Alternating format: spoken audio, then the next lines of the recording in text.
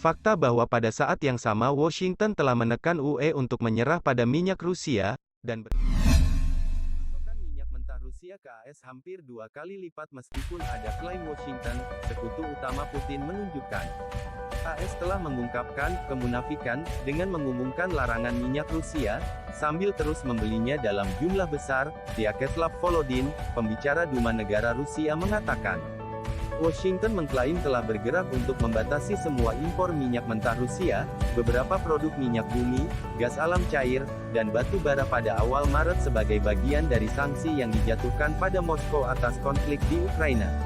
Minyak Rusia tidak akan lagi diterima di pelabuhan AS, Presiden AS Joe Biden bersumpah saat itu.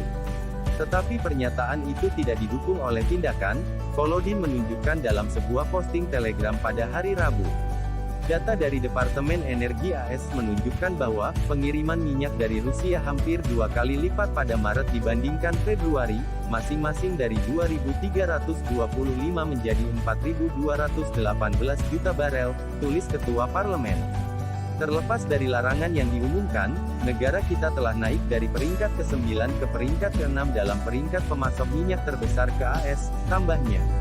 Fakta bahwa pada saat yang sama Washington telah menekan UE untuk menyerah pada minyak Rusia, dan berhasil melakukannya, adalah tanda yang jelas dari standar ganda, kata Volodin.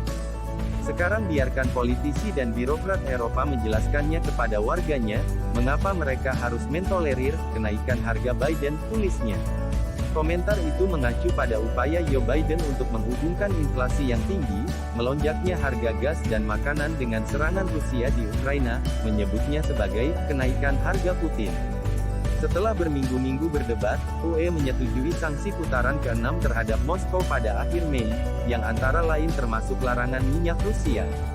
Blok memutuskan untuk menghentikan 75% impor segera, dan 90% pada akhir tahun.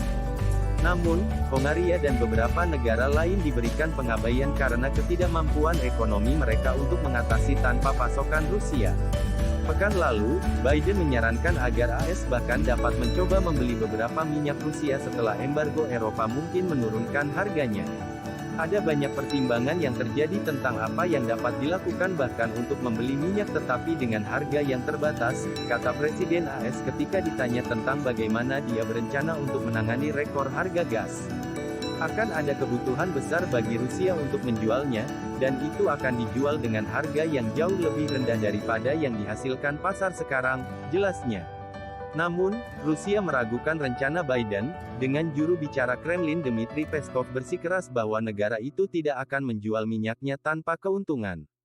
Permintaan bisa turun di satu tempat dan naik di tempat lain. Rantai pasokan akan diorientasikan kembali saat para pihak mencari kondisi terbaik untuk perdagangan, kata Peskov.